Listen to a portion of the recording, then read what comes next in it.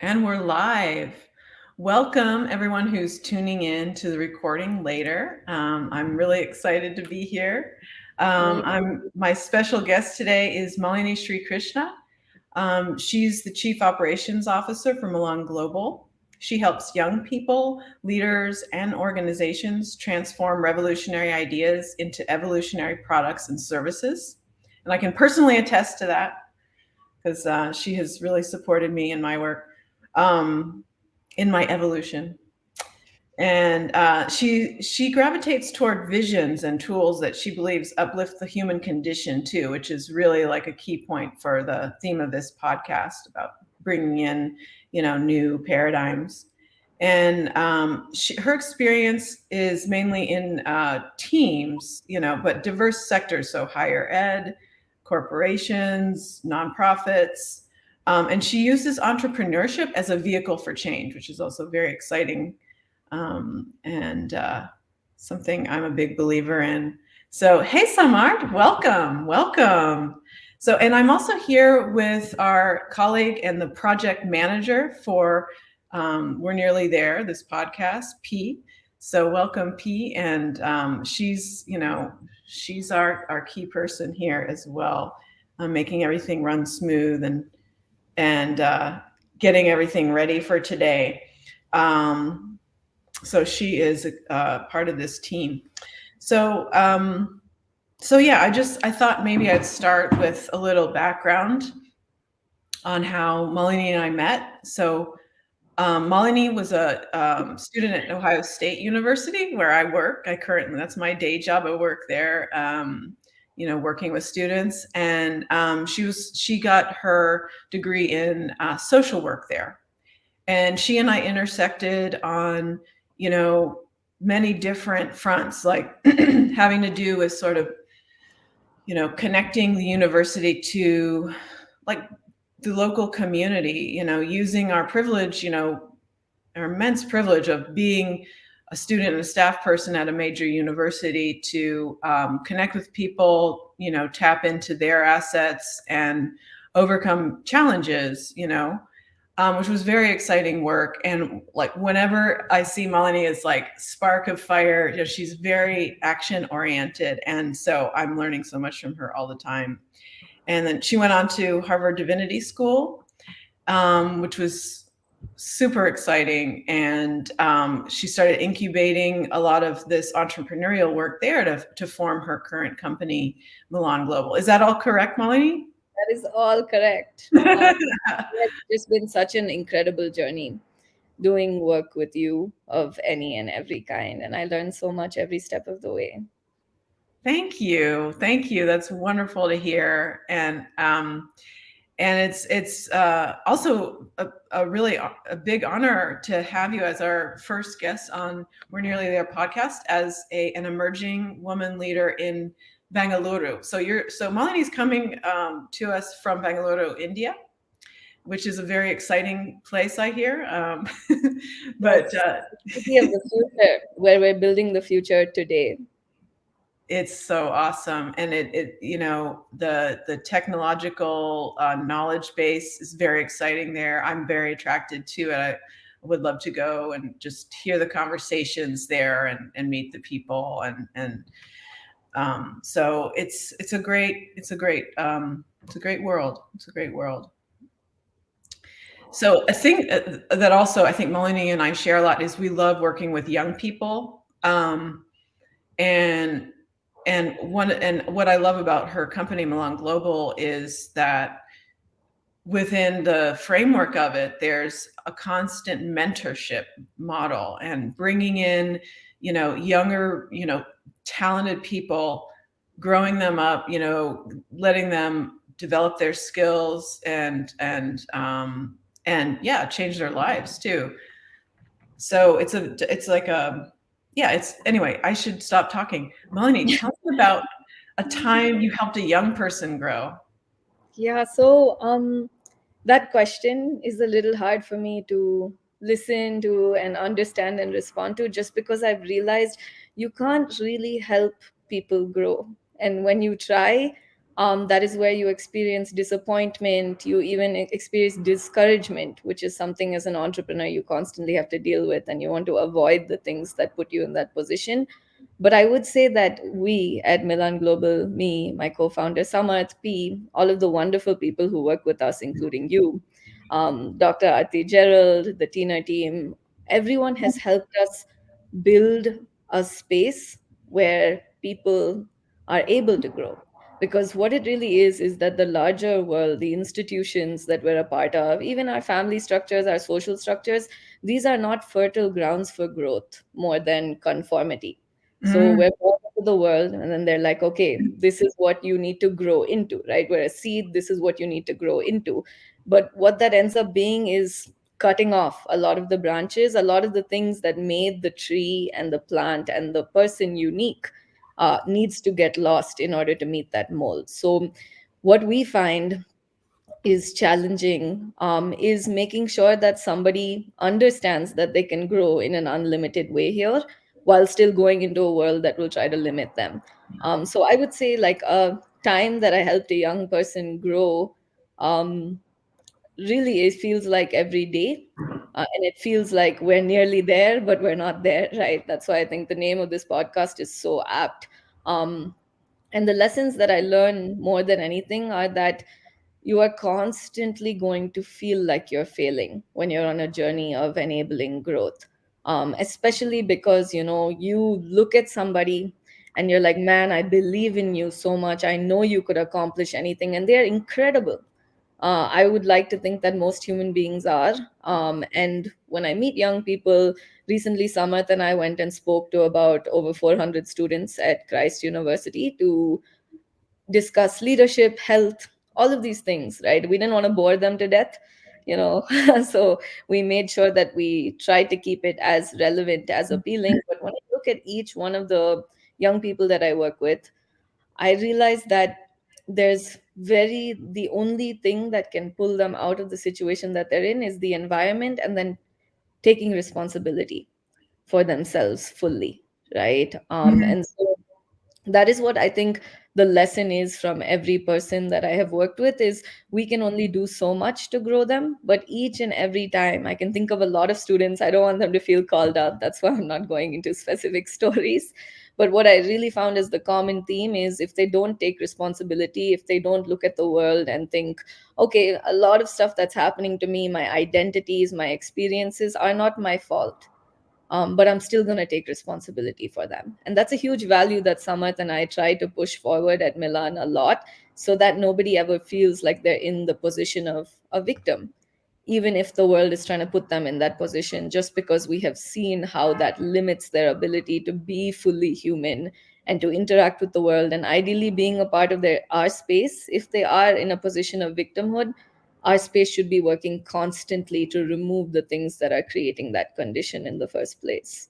So I know I went in a little bit of a different direction for that question, Yeah, but when I think about helping young people grow, I really just think about um, how that is all of our responsibility and more of a way of life than a single experience, and more of a perspective and a mindset to how we approach change and evolution.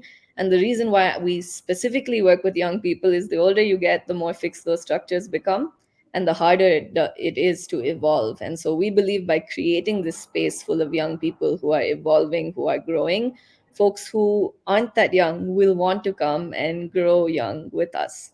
yeah. That's so many profound points you just made.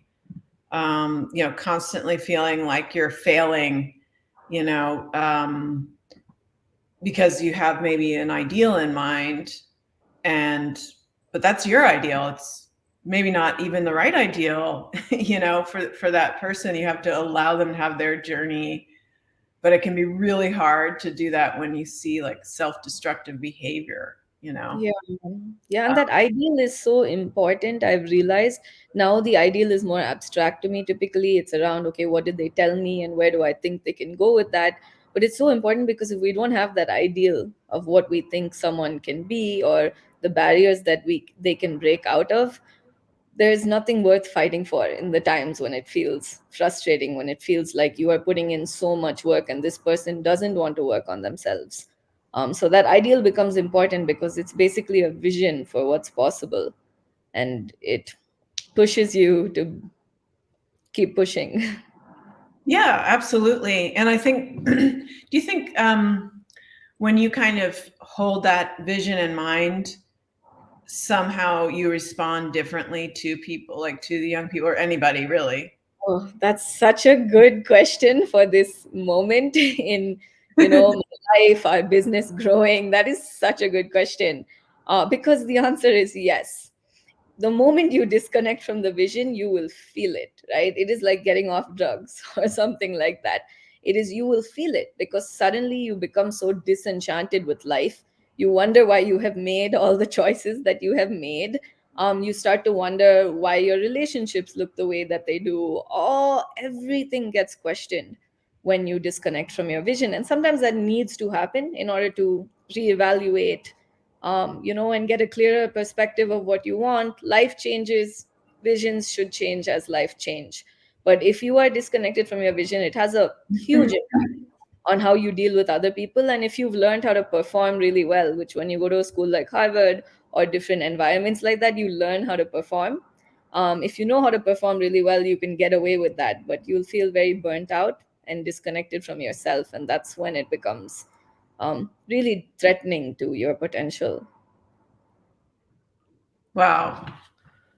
Just profound, profound, profound points, one after the other. So, and then another thing you mentioned is like you're not really helping people. It's more like you're creating a situation where you have the power sometimes to maybe remove an obstacle that's bothering somebody or preventing some change that needs to happen, but you're not really actively like helping. I think that's such an important distinction. Yeah, so Professor Tarun Khanna, who was the first business class I ever took in my life, was when I was a master's student at Harvard Divinity. I could take 50% of my classes at the business school, at the Kennedy School, at the sciences. I just did it because I could. And so the first business class I was in was an entrepreneurship class run by five different professors of five different disciplines who would teach different segments of the class, to really talk about entrepreneurship in developing countries. I don't believe in the concept of developing countries and developed countries. I believe that, communities are developed and developing, and there's a deeper history of inequality that gets ignored and is important to build. But that's for another podcast. But he was teaching this class called Entrepreneurship in Developing Countries, Entrepreneurial Solutions to Intractable Problems, right? And in Mm, that, the first thing wow. we had to do, yeah, was read a book.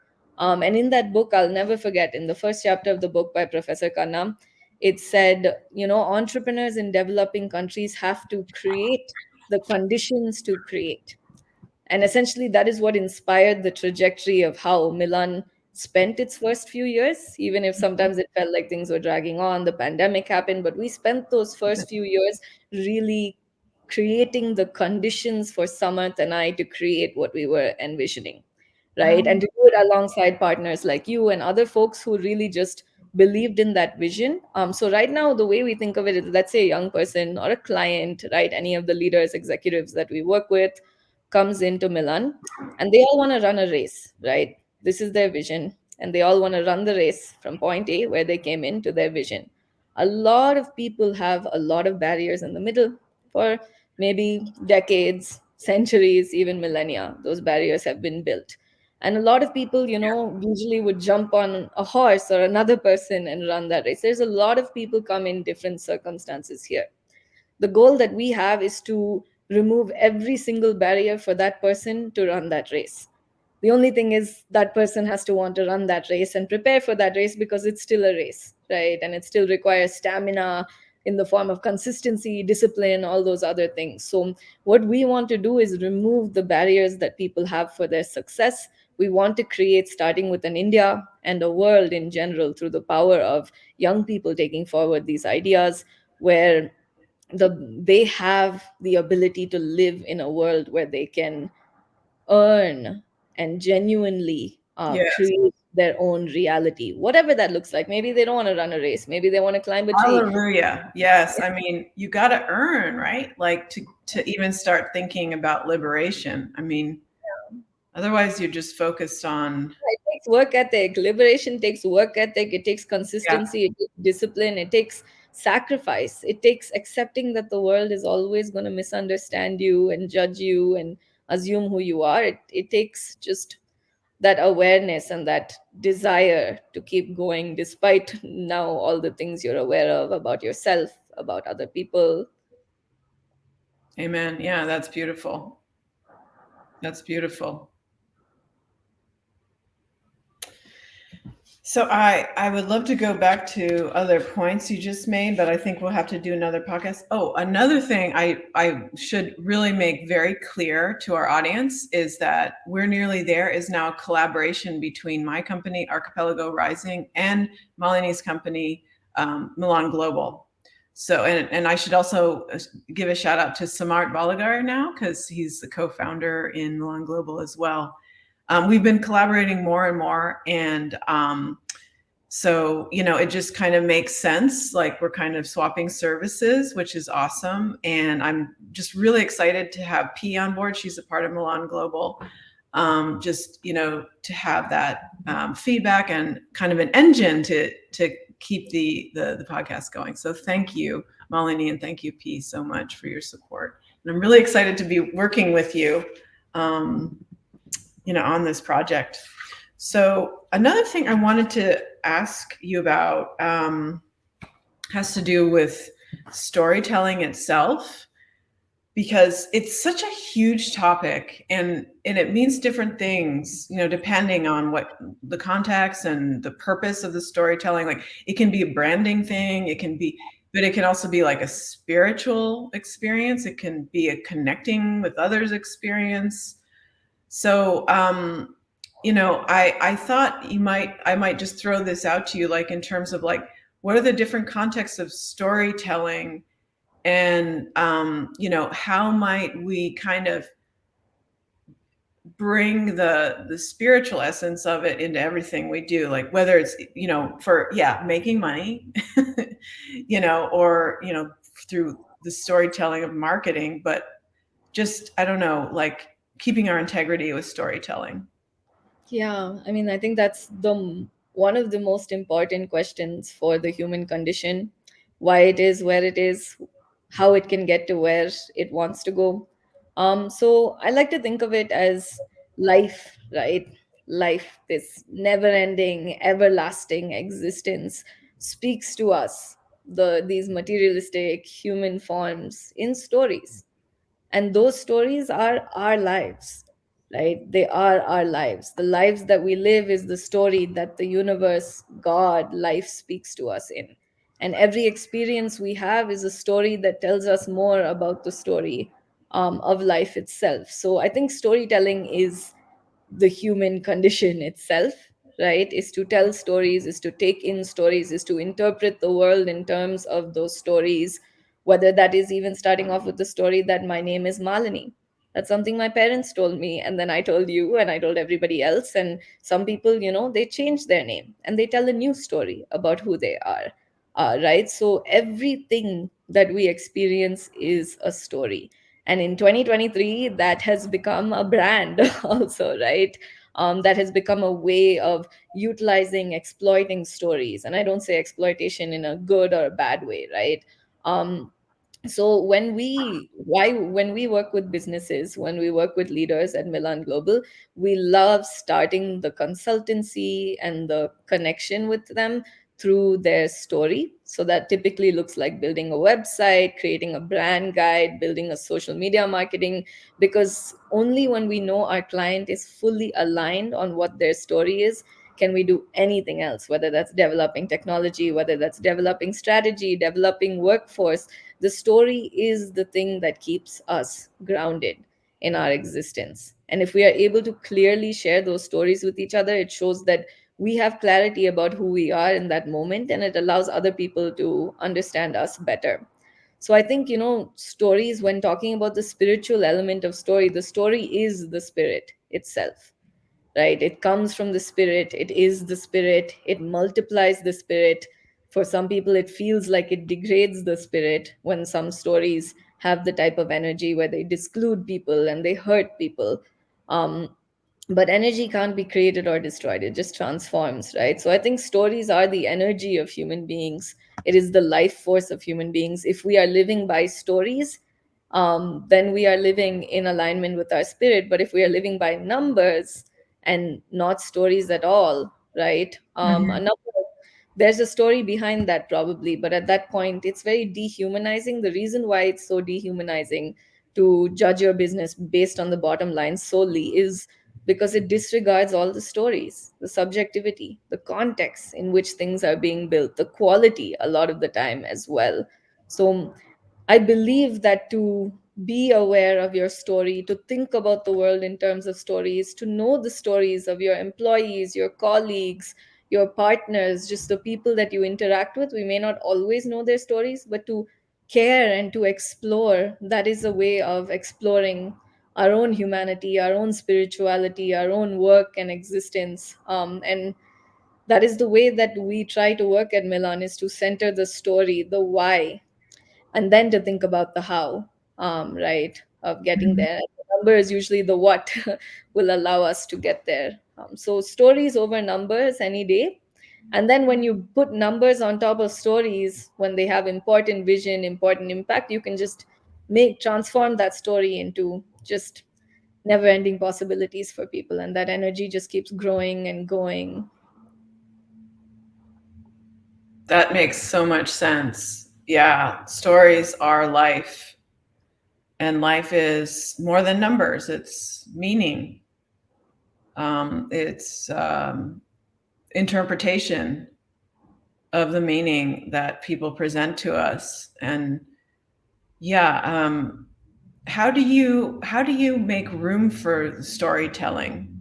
Like, what does it look like at Milan Global? Okay, well, to be honest, at Milan Global, we had to make room for numbers. I would say the storytelling is inherent to each person on this platform.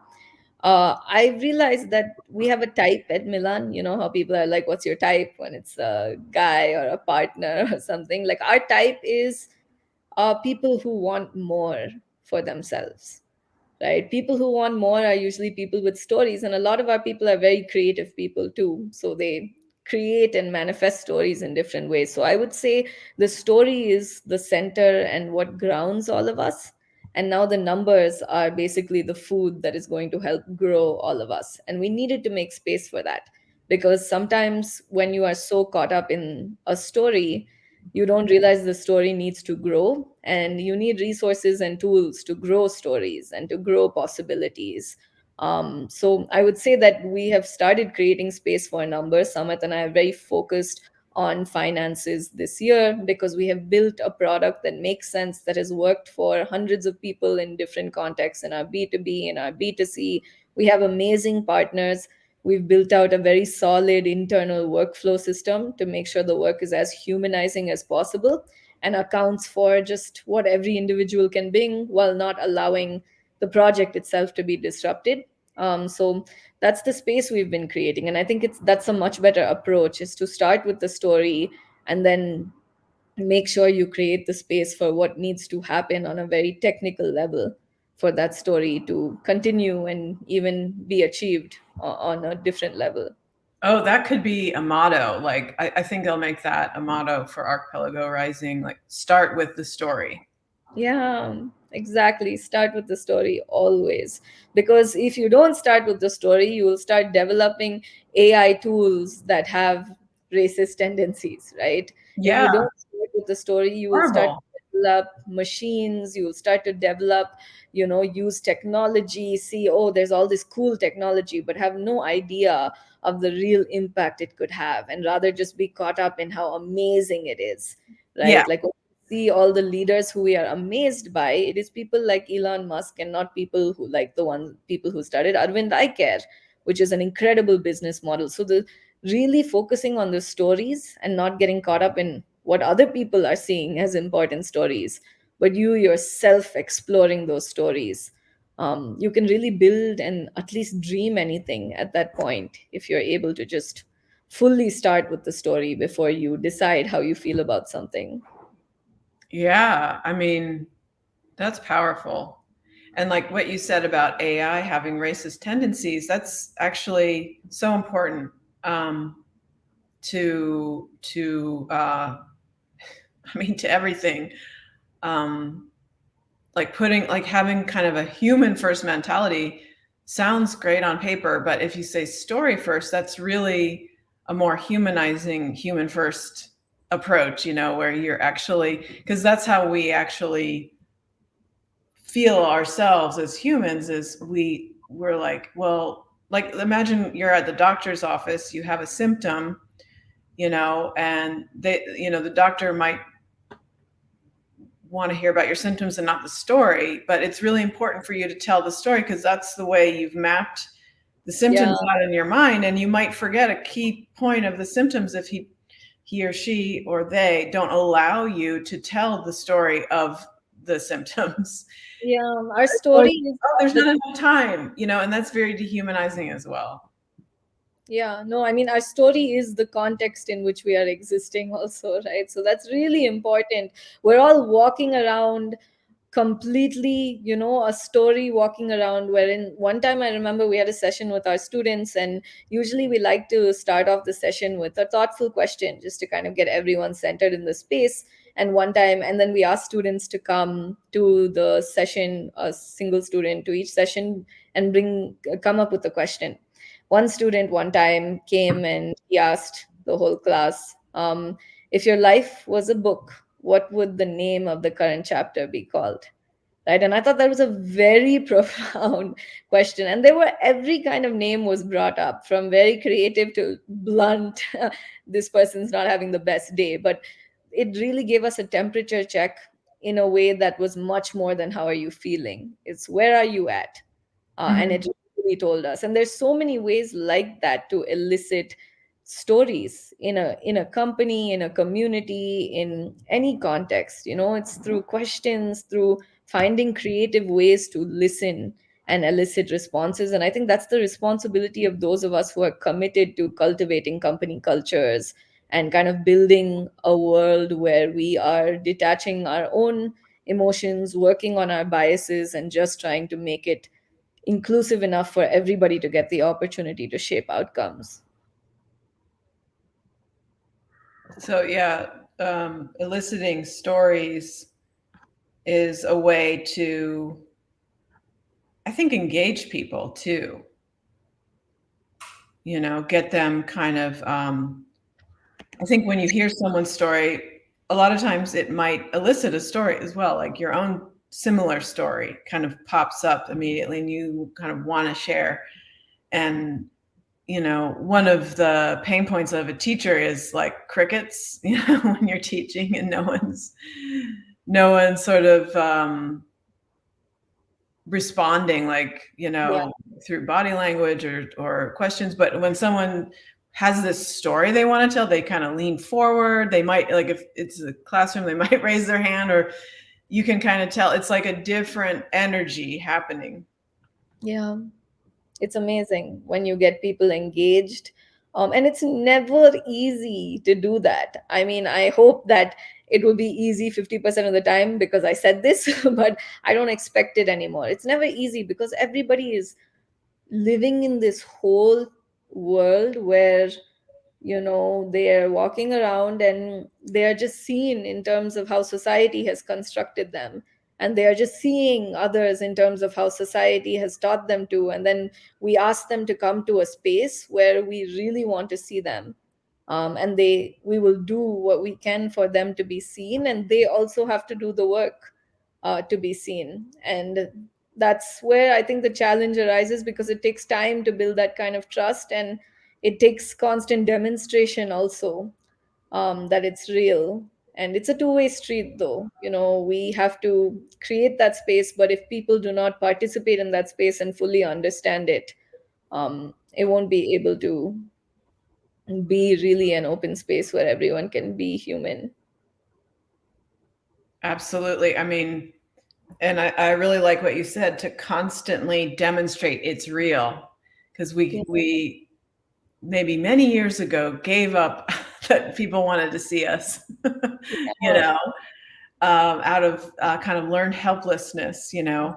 And so that's, I think it's funny how, you know, we ourselves experience that feeling of learned helplessness in certain contexts, but then in others, like, you know, you're, I guess it's important to always keep in mind people might be having a day where it's very hard to feel seen or to believe someone wants to see them, and to Yeah. kind of warm people up and, like you said, create a space where maybe there's a already like an anticipation before they even get to the space they're going to need to be seen. That would help too. How do Yeah, you what describe matters is sometimes that the space is just there. What matters is that the space exists, and that even when you feel that way, you can be there, right? Is that it's a space that not only where you are human, where you are whoever you want to be, but it's also a space where you can come and not have the expectation of being something all the time, Mhm, right? So it's, I guess, it's a space that emotionally allows you to be what you are, but will also hold you accountable if you're harming other people, right? And mhm, that takes time. So we think of a certain incubation period before we consider someone fully part of the space, because it takes a lot of mutual understanding and trust and respect. And Samarth and I have a responsibility to make sure that everybody feels respected, especially, when we're working in teams towards our, financial growth, personal growth, life growth. And sometimes people aren't willing to respect others, and it maybe they don't feel respected despite everything that we try to do. And even today in our daily newsletter on company culture matters, I wrote about an incident related to this with a young person who was very resistant to communicating immediately, and then a week later communicated that they didn't like a bunch of things. And it was very confusing because you're creating that space, but I think they had had previous workplace, in some sense you can call it trauma, because it was very traumatizing to be yelled at as a 15-year-old. For them, they were now maybe 16, 17, and to be told, just treated a certain way. And then they come into our space, people in their 20s, people in their 30s, and they've all been treated a certain way, and they expect us to do the same thing. And it's like, we wouldn't, but we need the work to get done. So when we do need the work to get done, and we're like, hey, what's going on, they're expecting it to be screaming and anger, but it's really not. It's confusion and trying to clarify. But when you mhm. see that reaction within the person of, oh, like, is this person going to yell at me, is this going to be a repetition of what I've experienced before? I mean, that's why we have a Company Culture Matters newsletter, and that's why we're doing so much research and trying to understand better what can we do even better to address this issue, because it also really hurts the business growth. And that has to be a priority. We would never prioritize it over humans, right? You have to value humans over business value any day. But Yeah. I don't want to be compromising those when we are building a culture where people should be fully free and able to grow. Yeah, I mean, that's a great example. And, you know, just having boundaries, and it can be around business, because, I mean, if you're trying to have a business, it's a hard thing to do. So, Mhm. you know, you have to have kind of some strictness there. But I don't think you ever need to abuse somebody, you know, to be You strict, don't. if that makes You sense. don't. You know what I You mean? should, Like, if you think you should, you shouldn't. you It's can be not. That's tough. not an You can, effective way. yeah, I mean, you can be tough, and the thing is, you may trigger someone by being tough, that they feel abused when you don't feel like you're, you know, there's a certain subjectivity happening. But I think you can definitely have very, you know, clear rules and like, Yeah. actually hold people to extremely, I think it's more respectful actually to hold people to very high standards, even, Yeah. you know, even if you recognize they're on a path toward that, you know. Yeah. I was reading this Harvard Business Review article, and I love Harvard Business Review because I think that they do a very good job, unlike, Harvard in general, of making very complex information that is research backed, that is evidence based, super accessible and easy to read for everyday people who are building businesses, orgs, working in teams, working in companies as employees. And so one of their pieces that was written by a few team scientists and people who were organizational behavior scientists was about how, as a leader, you should not be looking at your people. I mean, some leaders maybe, right, who it's important to as who they are today, but who they are in the future. And Mm. there will be some loss in you looking at them as their future self rather than their current self. But there is so much to be gained, right. And so that is, I think, the what we try to do. What you said really made me think of this, is we try to, every time I'm interacting with any of the people that I work with, it's my focus. And I'm a leader in the sense of, at the end of the day, it is Samarth and my full responsibility to ensure this business runs, to ensure we are doing everything for people to not only get paid, but get paid more and grow and be better versions of themselves. That is the commitment we have made. So in that context, while on a daily basis everybody has their role and is contribute, there's no unequal contribution here, because we're bringing what we can with what we know and what we have.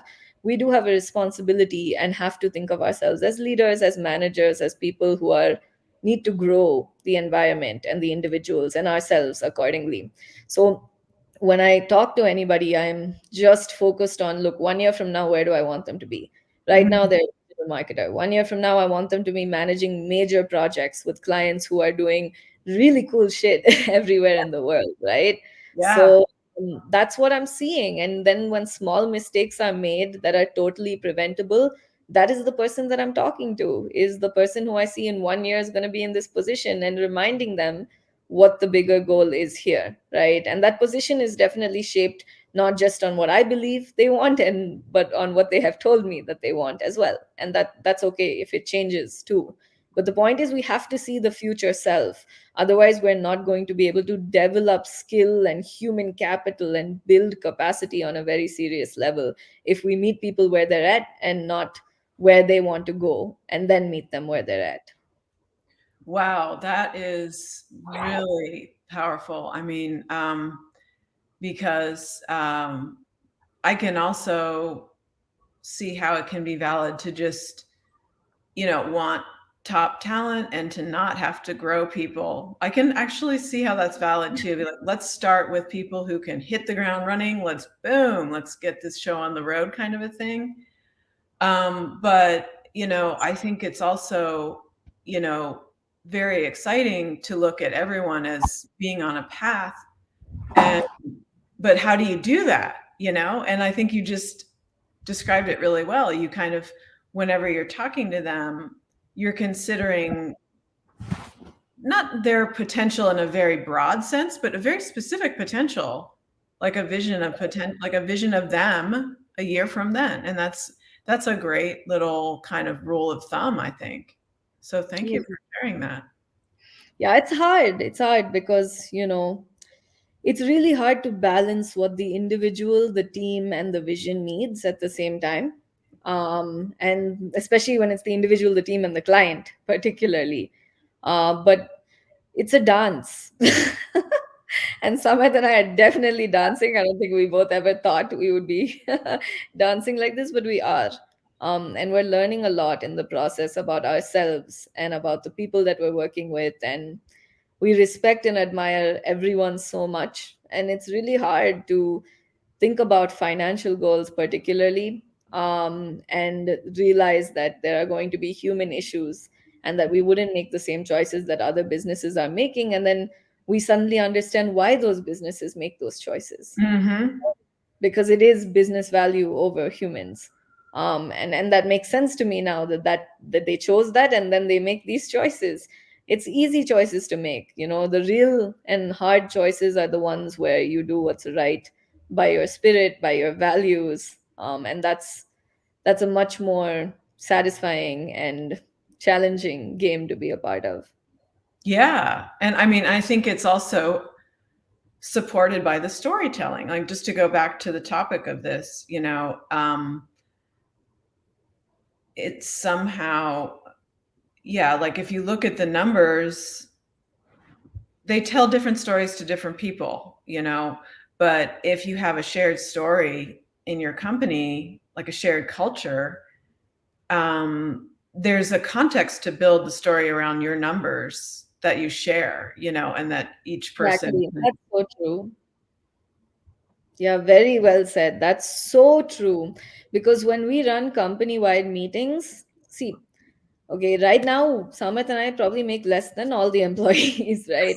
And we, like significantly less. We try to make it less and less significant that how less it is, but that is because even though we've had to deal with some things, we've just realized nothing is more important than the people around us being happy and having the resource and being okay when they're not happy, being able to deal with that and grow from that.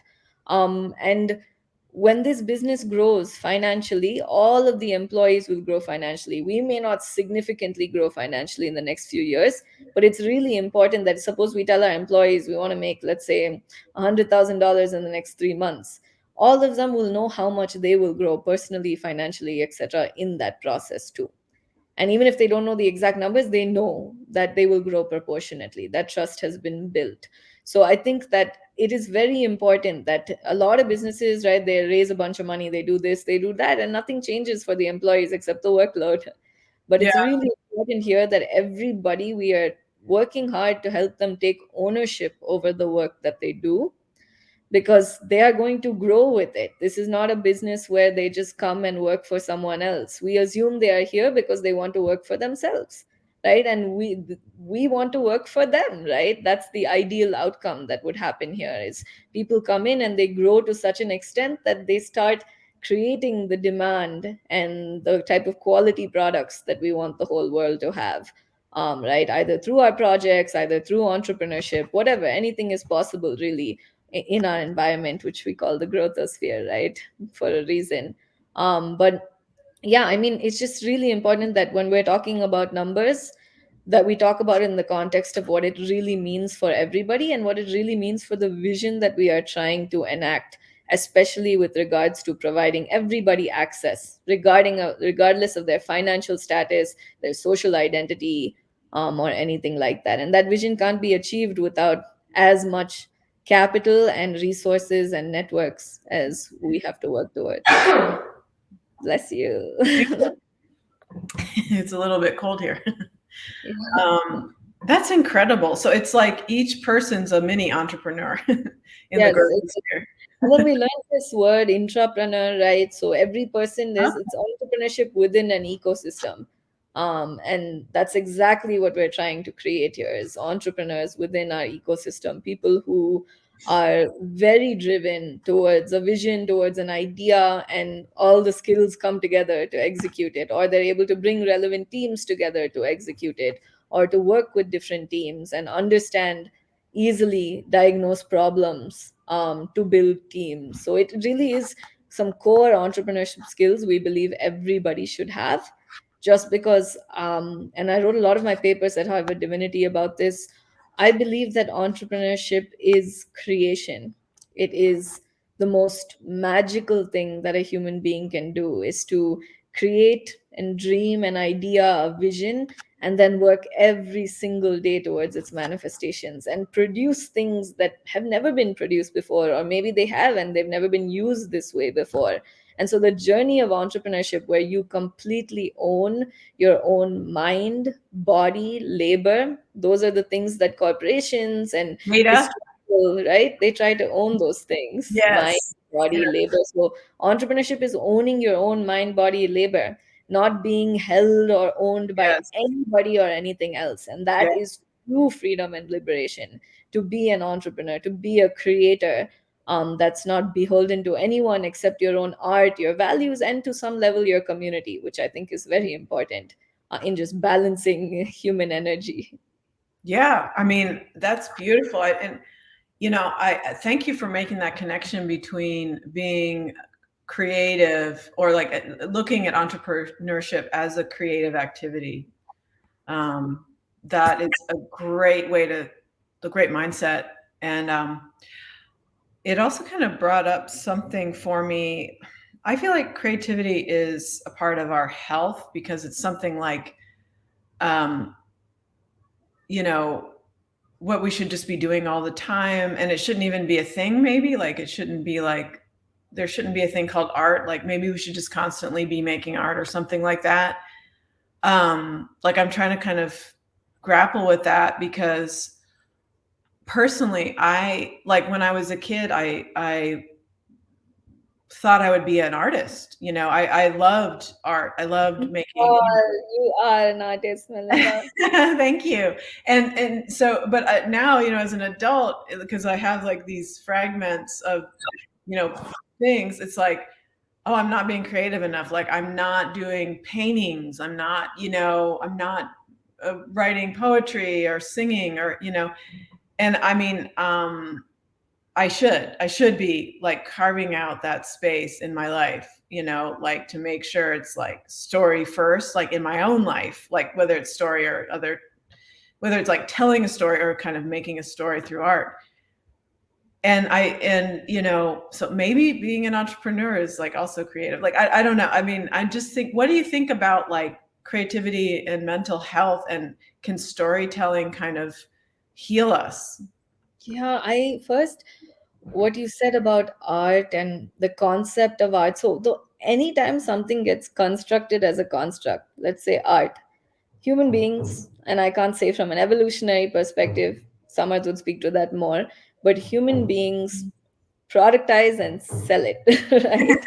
They make it something beautiful, something that makes you feel something is something you can sell. So in that sense, if we destroyed the construct of art and suddenly humanity had to start producing art, that would be amazing. It would be a beautiful chaos where human beings were doing just to do without assuming value, but accept the value that they themselves gave to it. And I think that is the most healthy and amazing thing that you can do as a human being. So when talking about mental health, I truly believe, especially Samarth and I also run a business called Growing Young that is really focused on naturally reversing aging. In fact, we're India's first natural aging reversal company, right? That does it through movement, nutrition, and all just completely natural methods, which is important to emphasize, knowing we're in a market where people are selling crap, allowing others to inject it into their body, to use it, to consume it, and honestly not grow younger by it, but rather grow more worried and paranoid and disillusioned. Right. So basically, in that context, right, there's, when thinking about mental health, when thinking about physical health, all of this, the way we understand it is not based on the science of it, but based on what we have been taught. Some of that sounds scientific, some of that sounds, very well curated, backed. Some of it is through Instagram, largely for Gen Z and other generations to come. So when it comes to mental health and physical health, every single person is completely unique. And there is overlaps, right? So I was trained as a mental health practitioner, I'm a licensed social worker, I understand the beauty behind the science, especially science that has created things like cognitive behavioral therapy to identify thought distortions, or dialectical behavioral therapy to deal with very overwhelming emotions. These are extremely useful tools, but they're very entrenched in a context that doesn't allow people to fully take control of their healing process. And that's not to blame the context at all. I think social workers and Mhm. practitioners a lot of the time are incredible people, right? Right. um It's it's like just, being done to you. yeah, exactly, like It's it is again going shifting. back to like, you can't do help on somebody. You know what I Exactly. Yeah. mean? I mean, it's shifting from this mindset of let me outsource my problem and go have therapy to let me, even if I go get therapy, let me learn how to cultivate therapeutic relationships with the Yeah. world, with myself, so that I can be a full fleshed human being living like we have lived for thousands of years, but without the trauma and the constant, fear, anxiety, paranoia, depression that humans tend to go through. So for me, it is about taking control of your mental health, and that may require a variety of different paths. But it does start off with the awareness that your mind, your emotions, all of it is unique. and all of it is yours, and you are the one who gets to heal yourself and reshape them no matter how difficult it feels. And for some things we require professional intervention, that's great. But even in those moments, if we want to be as empowered and educated as possible, it requires really doing the research into ourselves, into our own behavior, and through what exists there, especially things that are by scientists whose work are highly accredited and respected, not because of the institution they're from, but because of what they have done with that work. Or there are many ways, right? I'm sure you would speak Yeah, better to these knowledge being yeah, I know. critical. I'm thinking, oh Yeah. yeah, but I want to stay on focus. Well, you talked about stories particularly, right? Yes, yeah. With regards to mental health. And so I would say, for example, that is actually a great question, especially to ask to an Indian, just because India is so, storytelling is so fundamental to mental health and other aspects of healing. So there's a story my dad once told me. Let's say, like a couple of 100 years ago, there was somebody, a saint, a Swami, and he was walking up a field with his guru, his teacher, and he's just walking up the field. There's only one tree on this vast field, and he walks towards the field, towards the tree, and suddenly his teacher is wrapped around the tree. And Swami says, get off the tree, get off the tree, get off the tree, oh my god. And he's like, please help me get off, please help me, I've been caught by this tree has caught me. And he's trying to pull him off, and suddenly he just falls back. And so his guru looks at him and says, when we're occupying the world and we have all of these troubles and we're going through something difficult, the whole time we think that it has held on to us. But in reality, think of it as a tree. We are the one who is hugging the tree, right? And we hug and we hug and we hug that tree. And the whole time we insist that it has caught us, when really you just need to stop hugging trees, right? Once you notice you're hugging the tree, stop hugging the tree. And my dad says a lot to me, right? When I'm talking about something in the past, now he says it less. So I guess that signifies growth on my part, but it's like, don't hug this tree, let go of the tree.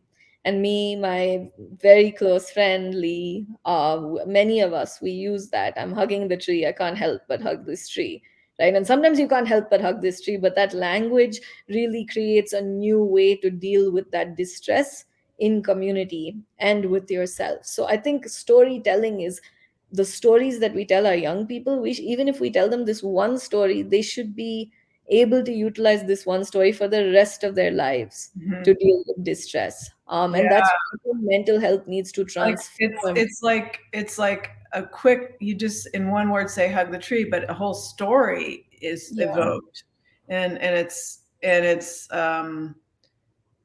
like an instantaneous new reframing and meaning, and yeah, that's so interesting. Yeah, and I think that mental health needs. I'm working currently on a global education task force with a professor who works in Japan and the UK, and somebody in India, in the state of Bihar, which has dealt with a lot of economic and social issues, just like West Virginia in the US, similarly. And so he's building a school there for students who have been marginalized. And we are all working together to put together particularly things around mental health and trauma. And what I've insisted on and what we have decided to move forward with is just storytelling, right? Not telling these kids things in very mechanical, scientific, inaccessible ways, but just telling stories that we can interpret through their morals, through the ideas, through the characters, through the subjectivity.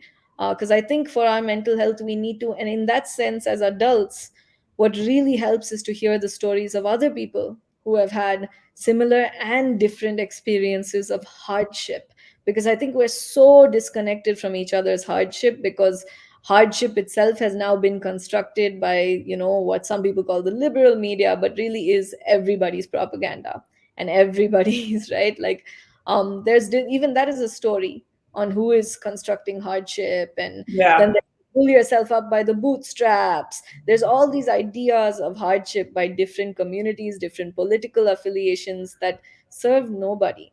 it's um, kind of like stereotypes. Yeah, Exactly. And they yeah, completely disregard the individual human right. experience and also group human experiences when you're dealing with systemic marginalization and things like that. So I think, yeah, storytelling is the solution to most of our problems, because it is the cause of most of our problems also, There right? you go. There you go. Well, Well, we've got about 5 more minutes. So I don't want to cut you off if you want to say anything more about storytelling, but I just wanted to just get that in our minds. So because I know that you're very busy, and I really appreciate you setting aside an hour for this. But I also wanted to make sure to highlight, like you mentioned, you now have this newsletter. Tell us more about that, like what or any so other projects. So, I mean, projects wise, right now, we're really looking to work with businesses who are realizing that their culture just isn't working, who leaders who are pretty overwhelmed with the fact that, they're having to constantly have the same conversation with employees. Their employees are quitting, they're not able to hire or trust people. So, anyone who really has an idea at any stage, even if you've been in business for 25 years, like our a client we just onboarded, right, and things like that, whoever you are in whatever stage, if you want your culture to transform, if you want folks to just come in and fully understand what it is that you envision for yourself, and then work with you each step of the way based on what is cost effective for you and to really be a part of your business. That's what we're looking to spend the next few years really doing, is build, working with as many businesses, really learning how to build them out no matter where they are in their life stage. And we've developed internally a very comprehensive and easy technology, that our clients onboard and just get an entire workflow of how everybody in their ecosystem is working towards very concrete goals and objectives. So on an internal level, we're really focusing on, working towards our system being even better and even more accessible and even easier to use for neurodiverse people, and also deciding where we want to focus a lot of our work. But we're really looking forward these next few years to just focusing on transforming as many company cultures, based on the fact that many of our employees have been in very terrible company cultures. Many of my close friends and many of the businesses that I really want to succeed are not looking like they will because of this issue. So I think this is one of the key issues in the world that Milan Global wants to work towards addressing with people such as yourself. Um, which is just that, and the company culture newsletter is really a first step towards us establishing very visibly this brand, this expertise, what we have learned about building the type of culture that allows you to achieve your goals in ways that you never imagined, because everybody is participating actively and not passively based on, this is my job, I'm just going to show up and do the least, or I'll do the most, but I'm not really connecting with it. As opposed to, wow, I'm really valued here and I can come on any day, whatever I feel, and I'll do my best for real because I value this place too. I love it. That is really exciting. I can't wait to help you work toward that. Um, yeah, I mean, company culture is, and I just love that you're gonna, you're speaking from experience and practice, right? Yeah, practice. Doing I keep saying practice because I don't believe anymore, I think, in the concept of expertise. For me personally, I think everything is just whether you're an expert at practicing, which is what I'm trying to do. Just exactly. practice, practice, practice everything, because the game keeps changing, life, because there's new people, new things all the time. But if you become a really good practitioner at just life and storytelling and listening and building, you can really get some things to happen. That's amazing. I am fully on board with that. Yeah, I love that. What else? Any other newsletters? Where can people find you? Any other projects you want to highlight? Yeah, so people can find us at milanglobal.org. If you are a business owner, if you are a leader, if you are an entrepreneur who is looking for anything from human resources to digital marketing. Recently, we just ran a campaign for the Colorado Women's Education Foundation, and we'll be continuing to build their new website. They've been around since 1976 and done incredible work of empowering women of non-traditional age in Colorado to get scholarships, educate themselves. 50% of their women last year were people with dependents, which meant kids and other folks depending on them. So they have incredible impact, and we are looking forward to a long-term partnership with them where we really support and help them scale their impact. We're also working to build out just a variety of businesses, honestly, right now. From health businesses, we worked with a fintech business recently. A lot of the businesses we work with are part of the Harvard Innovation Lab or the network that we've built there. And we're looking to really expand that network to people who typically wouldn't have access to our expertise and skill sets, who are in, maybe in the energy industry or Mm. in different types of industries that feel they need better digital marketing or an idea of what digital marketing is, or they're struggling to get their company to achieve the goals that they want to. So you can reach out to me directly on LinkedIn, you can reach out through our website, and if you are interested in working with young people, you can check out thegrowthosphere.com and reach out to us there as well. If you want to mentor, if you want to grow talent, if you want to build teams, yeah, but feel free to reach out through the websites or to me directly on LinkedIn. You can just say that you watch this so that I know what context you have storytelling. Nice, nice. And we've got Dr. Tanya Matthew here, appreciating brilliant insights. So thanks for the feedback, Dr. Matthew. It's really great to have you here. And with that, I think we can wrap up. I know you probably have a meeting like right now. So, so anyway, thank you so much for this conversation. I think we got so many gems, and I can't wait to, keep sharing all these, sharing the word, with the world. This is really powerful, great, great way to um, platform entrepreneurship in a very positive, forward, new paradigm way, that's going to create this world we need, because we need to get going. We've got a lot of work to do, but we need to do it in the right way. So perfect. Yeah, And we're nearly there. We are nearly there. we're nearly there. Yeah, we may be nearly there for quite some time, but it's just that feeling of just hold on, and we're going to get there.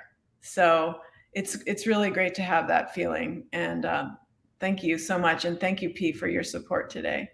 Thank you so much, Melinda. I'll probably see you in a meeting very soon. So For sure, for sure. Okay, I'm going to end the broadcast.